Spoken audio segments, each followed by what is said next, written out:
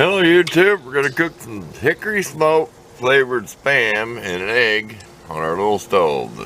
The pan's about 3.5 inches diameter at the top, about 3 inches on the bottom or so. I made the stove for this to fit on. We're starting our first side.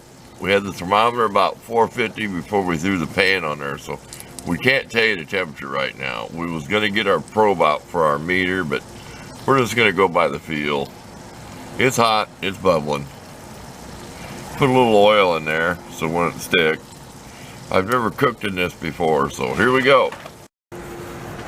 Okay, our Spam is done. We're ready to put our egg in. Once we get the Spam out of there. It's brown enough.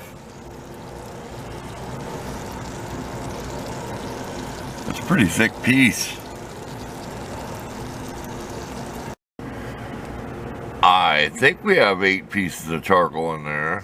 We added some once it started burning, so let's get the door shut so we don't lose our heat.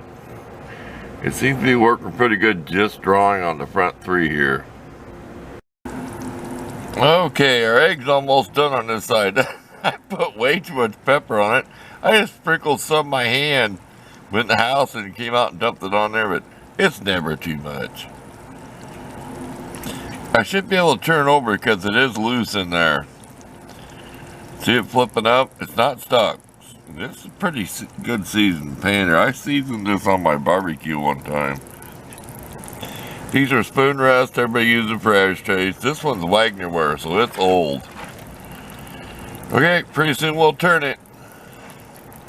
Okay, we got it flipped. It fell apart a little bit, but it'll cook. So, we'll see you when it's done. Okay, we flipped it back to the yolk side. A little bit of black stuff coming out of the pan, so it's never been cooked in, it's just been seasoned. There you go. Thanks for watching. I'm happy. Let's see if we can get a look at the charcoal here. It's getting down there.